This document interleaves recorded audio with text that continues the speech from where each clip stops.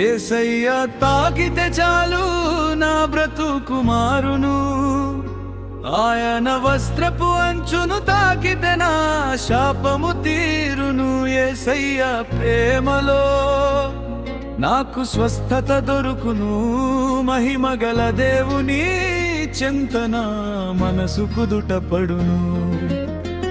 ఒక్కసారి కేవలం ఒక్కసారి ఆ అంచును ముడితే చాలు నా ఆశ నెరవేరును. ఈ వేదన తీరును, నా వేదన తీరును. ఒక్కసారి కేవలం ఒక్కసారి యేసయ్య తాకితే చాలు నా బ్రతుకు మారును. యేసయ్య ప్రేమలో నాకు స్వస్థత దొరుకును.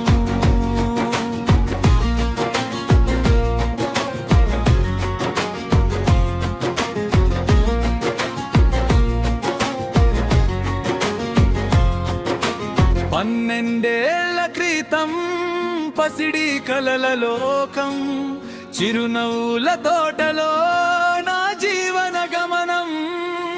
ఆరోగ్య భాగ్యంతో వెలిగింది నా ఇల్లు, ఆనందరాగాలతో నిండింది నా కళ్ళు. అందరిలో నేనొకటిగా గౌరవంగా బ్రతికాను. ఆ తండ్రి నీడలో నేను హాయిగా ఉన్నాను. ఒక్కసారి కేవలం ఒక్కసారి ఆ అంచును ముడితే చాలు నా ఆశ నెరవేరును. ఈ వేదన తీరును, నా వేదన తీరును. ఒక్కసారి కేవలం ఒక్కసారి యేసయ్య తాకితే చాలు నా బ్రతుకు మారును. యేసయ్య ప్రేమలో నాకు స్వస్థత దొరుకును.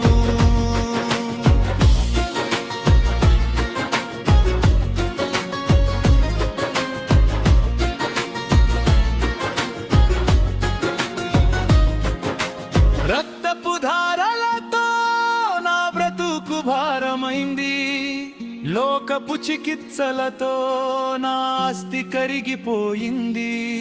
ముట్టుకుంటే పాపమని నన్ను వెలివేశారు, అశుద్ధురాలవంటూ అసహించుకున్నారు. ఒంటరి పోరాటం తీరని ఈ వేదన, ఎవరూ లేని నా ప్రాణం కోరింది మరణం. ఒక్కసారి కేవలం ఒక్కసారి ఆ అంచును ముడితే చాలు నా ఆశ నెరవేరును. ఈ వేదన తీరును, నా వేదన తీరును. ఒక్కసారి కేవలం ఒక్కసారి యేసయ్య తాకితే చాలు నా బ్రతుకు మారును. యేసయ్య ప్రేమలో నాకు స్వస్థత దొరుకును.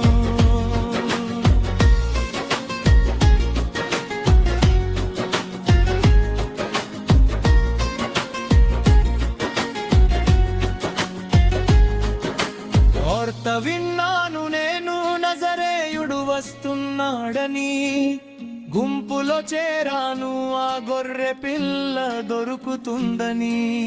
విశ్వాసంతో సాగి ఆ అంచును తాకాను, ప్రవహించే శక్తిని నా తనువున పొందుకున్నాను. కుమారి నీ విశ్వాసమే నిన్ను రక్షించెనని ఆయన పలికిన మాట నా ప్రాణానికి అమృతం. ఒక్కసారి కేవలం ఒక్కసారి ఆ అంచును ముడితే చాలు నా ఆశ నెరవేరును. ఈ వేదన తీరును, నా వేదన తీరును. ఒక్కసారి కేవలం ఒక్కసారి యేసయ్య తాకితే